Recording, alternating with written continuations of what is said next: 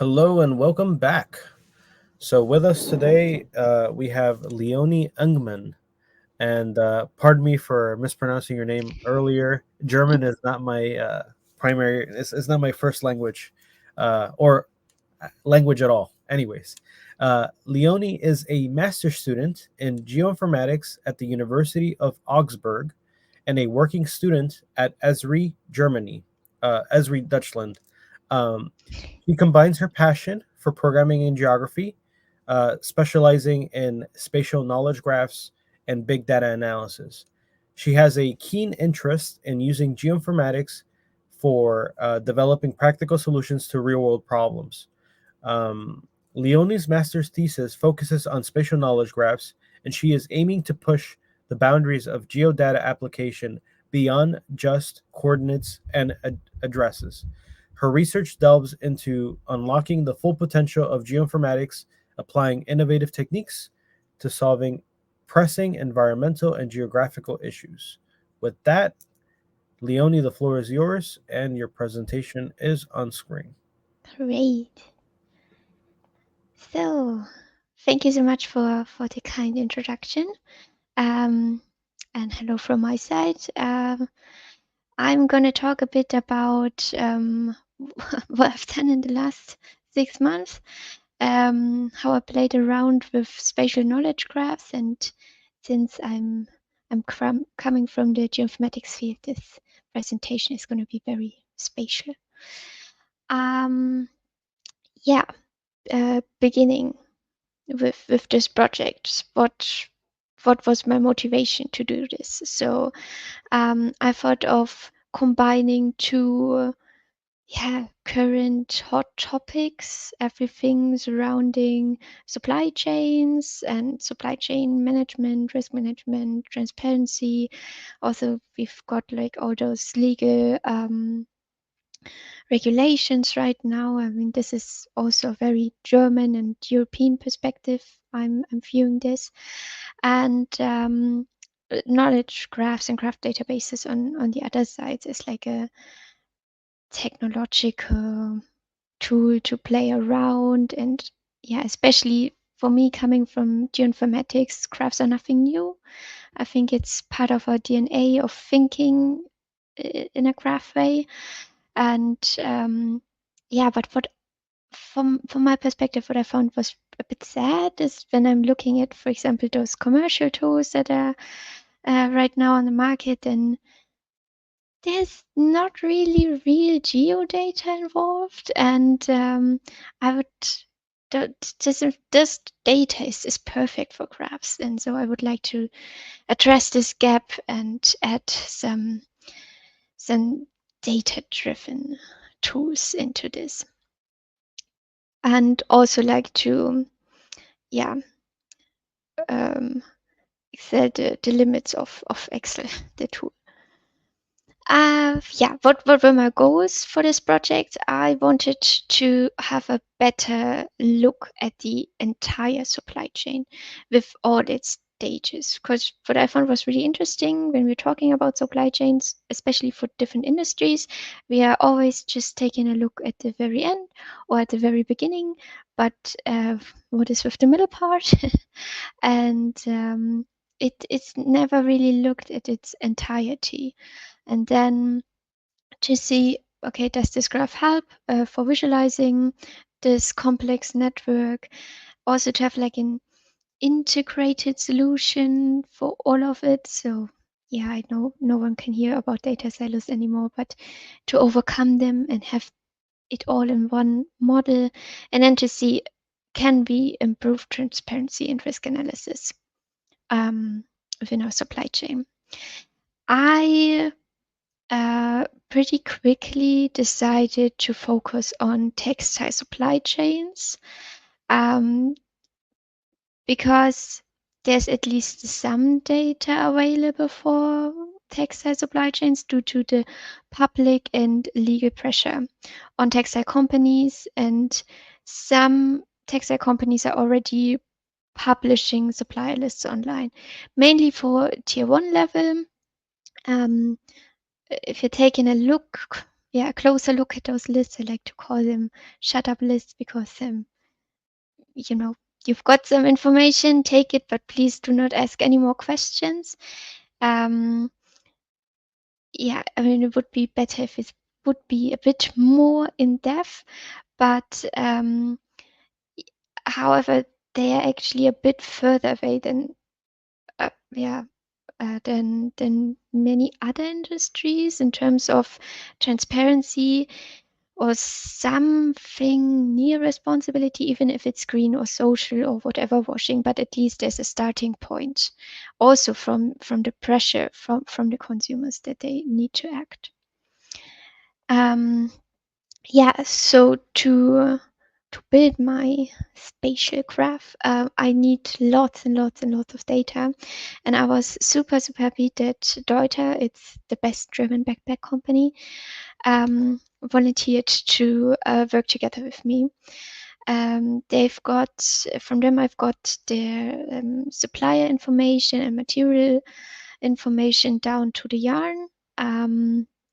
Which was the basis for the supply chain. Then I used the WWF Risk Filter Suite. This is an tool online that you can use for free. There you can upload the location of your facilities, and then you get like general risk indicators based on the nearest seascape that a facility is located, and those are risks for water and biodiversity risks. Then for the political point of view, I incorporated information from the German Federal Foreign Office. They've got information on travel warnings or general warnings. What is the situation in a certain country? And then for the real geodata, I used S3's ArcGIS Living Atlas of the World. I used data on recent hurricanes, earthquakes, flooding events, or anti-shipping activities. For the company risk evaluation, I used the data I got from Deutsche, the company I was working with. There I've got information on company, country risk, or product risk. Different products have different risks. And then I used the Newscatcher API to retrieve some headlines, what's going on. I thought this would be helpful for social risks. For example, during COVID, there was this problem um, with paid overtime. For example, in Vietnam, that a lot of workers did not get their money, and maybe you could monitor this with such an API. This idea came from Julian. And then came the location verification. I thought this would be easier, but it was not. Because I got the information where the facilities are placed with the address. And those addresses came from the supplier directly, and I was not able to use traditional geocoding methods to identify the coordinates of those facilities. And then I needed to decide, okay, do I invest my time in developing a method so I can do it automatically, or because I do have a limited time frame for my thesis and I do not have that many facilities in this supply chain, I do it manually. And I decided to do it manually. And this was a lot of work because first I tried using Google Maps. So as a first step.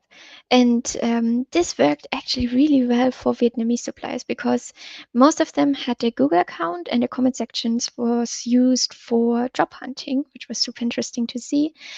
But this does not really help me, for example, for Chinese suppliers. They are usually not listed on Google Maps. For this, then I used Open Supply Hub,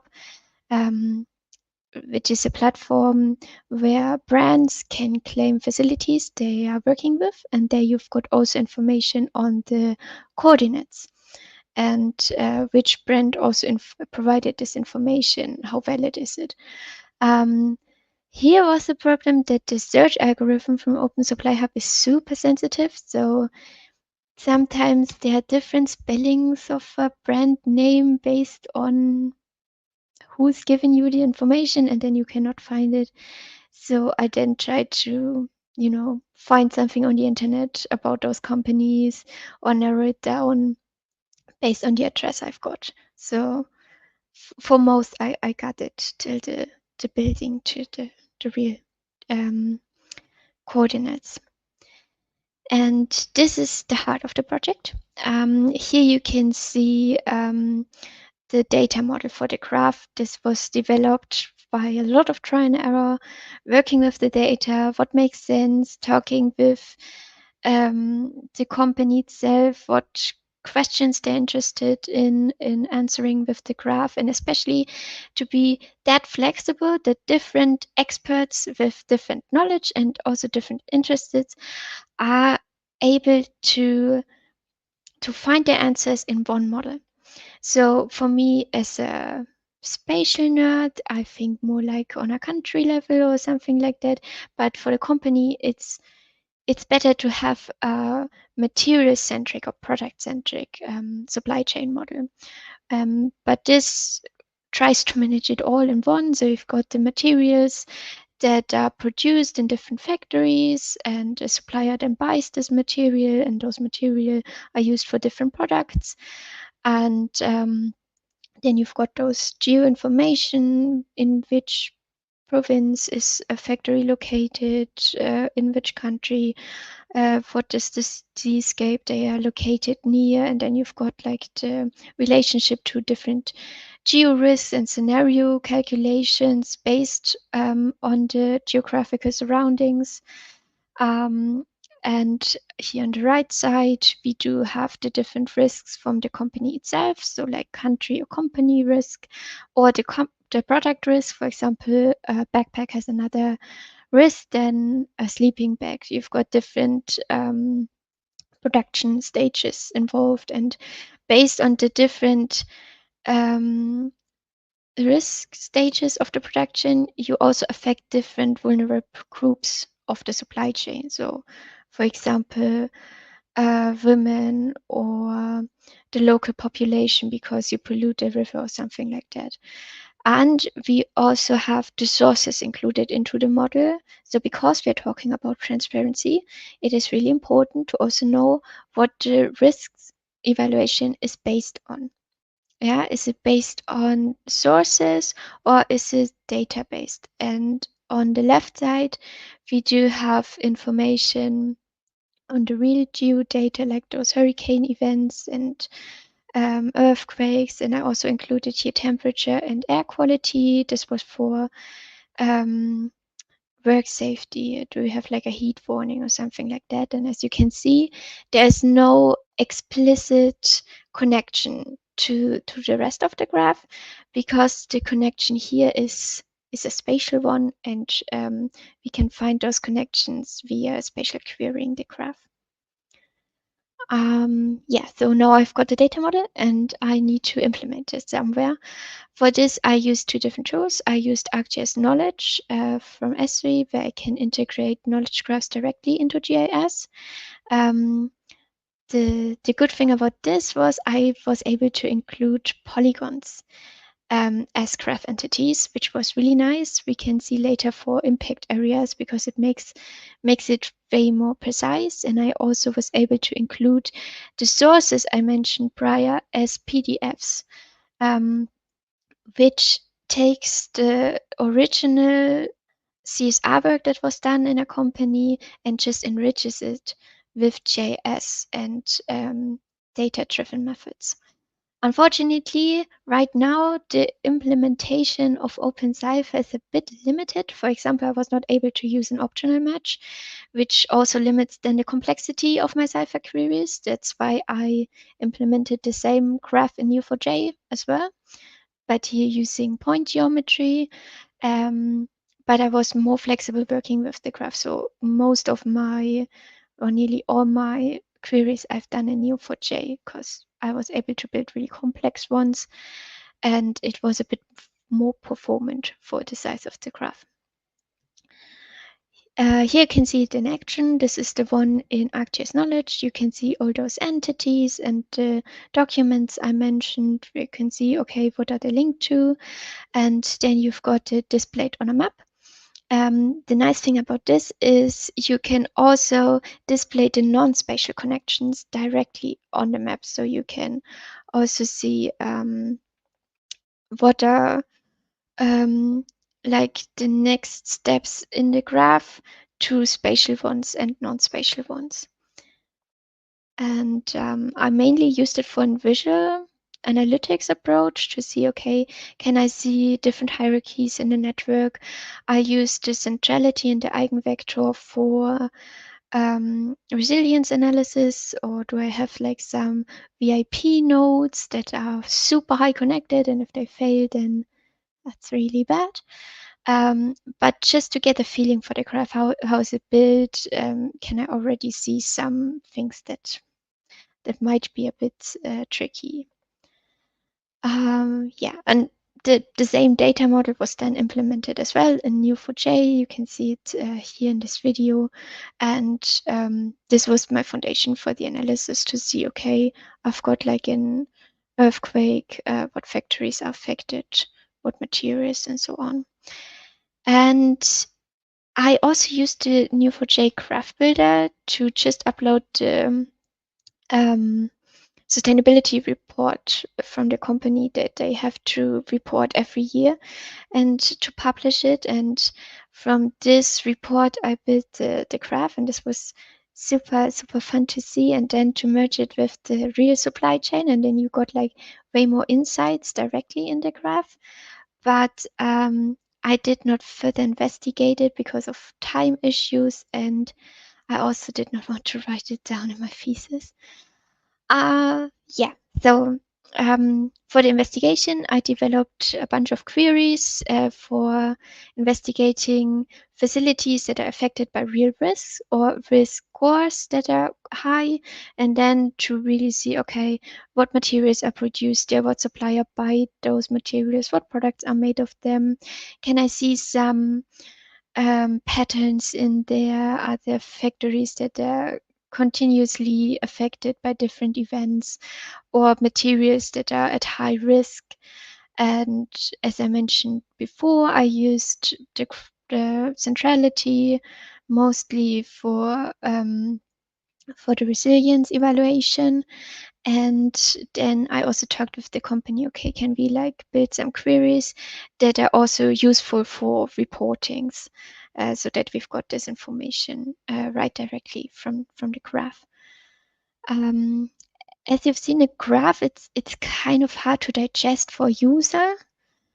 This is sorry, I forgot the image, but we also added a dashboard where you can see directly, okay, those materials are affected right now. Those are the materials that are made of it.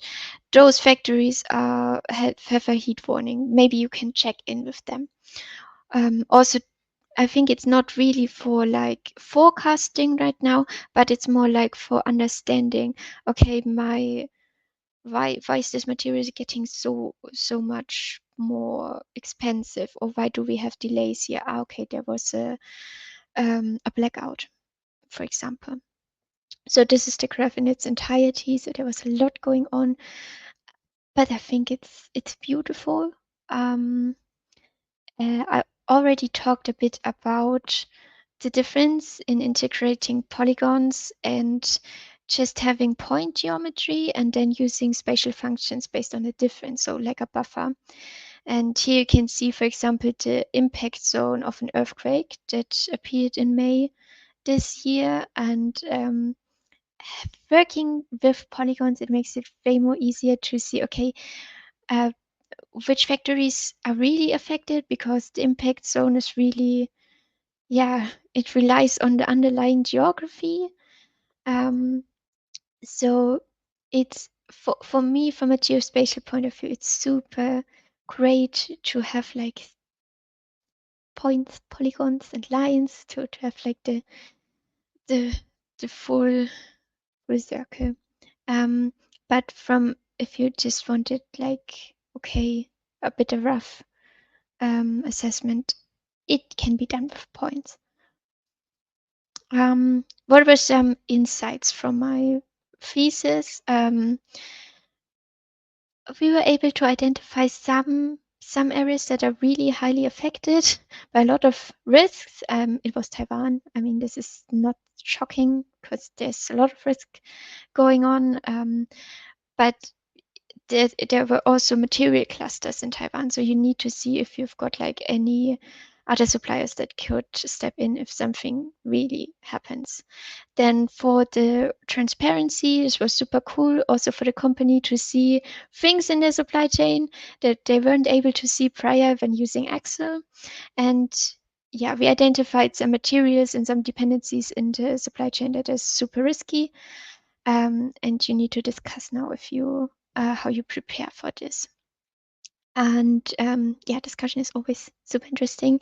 Um, for me, it was super fun to work with graphs, and I think you can really get a better look at the whole entirety of the supply chain with it and everything that surrounds. I mean, it's you've got relationships with nature and back, and you really need to monitor all of this. And for data compatibility, it was nice because you can work with all kinds of data, structured, unstructured, super easy. And what I found was super cute to see. The graph does not only connect data, but it also connects people in a company, different teams of a company with their special knowledge. And this is important because a colleague can retire. What is going to happen with this knowledge? And also to see, okay, what are the others doing? Ah, this is interesting for me as well. For my analysis, of course, risk does not always mean real danger. A lot of these regions are very well equipped for geo risks. I did not include delivery routes because I did not have them, but those would be super interesting to investigate. And for future research, I would also like to include more dependencies in the georisk phenomena as well.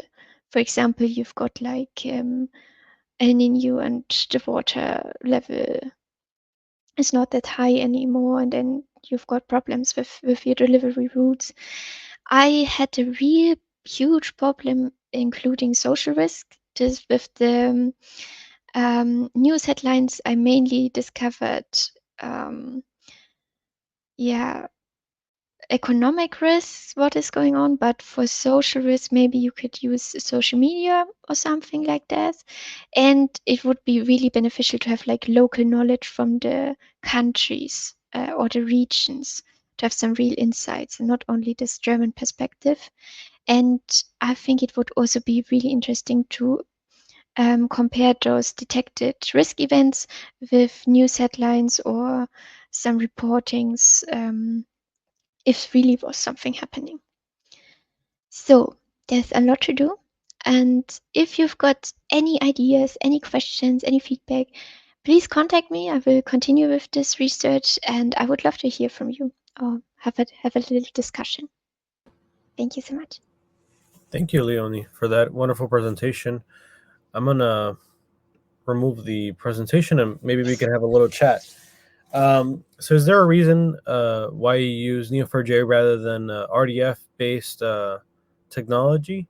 Was it just ease of use? Ease of use. Yeah, Yeah. property grabs are just easier to insert and um, Yes, also I wanted to do it really practically and maybe also usable for a company. So I thought like this would be a good solution.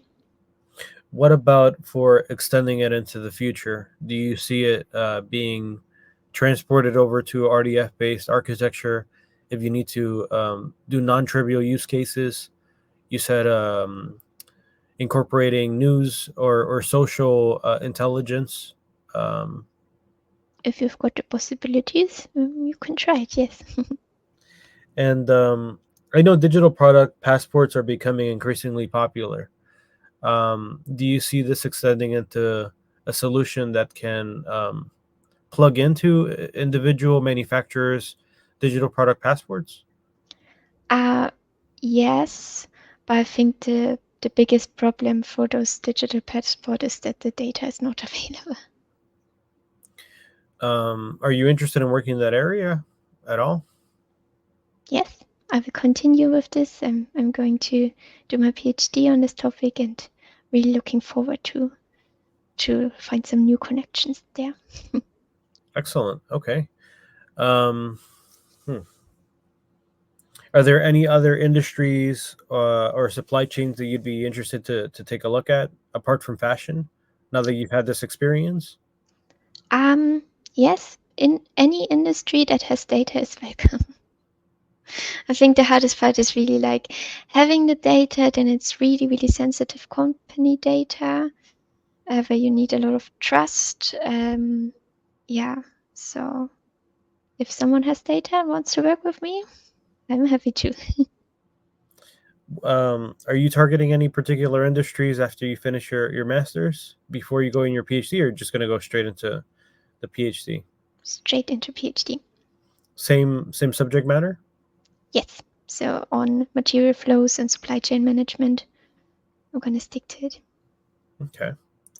What about the ESG regulations cracking down on unethical supply chains or misuse of non recyclable materials? Do you have any opinions on that based on your research and development? Yeah, that it's difficult, especially like the social risks. You've got those whistleblower systems companies need to implement, and I think it's a good idea. But um, yeah, to really use them, it's hard because you've got mostly, migrant workers or women that would have to report there, and the level is really high to do this, and then you've got language barriers. Maybe some cannot read or write, and then what is really critically, most workers do not know for which European company they are producing there. So how do they know where to report? So I think there's really something they need to work together with local organizations. There's no public track record that shows originating manufacturing centers for different companies. I mean, some companies really do not know where their stuff is coming from as well. Hmm. But that's going to change with upcoming regulations. I'm assuming, right? Like that is something that is actively being cracked on with the digital passport initiatives and all these things. I hope so, but it's a real challenge. But maybe this is like companies can see it as an opportunity. Do it right now, and you can benefit from it. Not only from doing good stuff, but you also benefit from your interest in an economic way. That's true. Commercially, it's more attractive to buy from an ethical supply chain, ethical manufacturer rather than someone who's employing slavery Yes. or any negative acquisition of labor. Okay. Do you have any last thoughts or anything you'd like to share around what you'd like to do for your PhD? Um, I would love to do this more. I would love to use graphs also in the future. I think it's a lot of fun. It's really the way of how geoinformatic thinks. So I think that's a perfect match. And you're certainly working in an area that doesn't receive enough attention. I think it's very rare to see specifically geographic or geodata applied to spatial knowledge graphs. There's not so many of you. Yeah. So if someone hears this, please reach out. I would love to have a chat. Yeah, transportation, agriculture, all these different the manufacturing and supply chain. Absolutely. Yeah. Well, great. Well, we're gonna take a 10-minute break and then we're gonna get back to the next presentation. But thank you very much, Leonie. It was a pleasure listening to your presentation. Thank you so much for having me.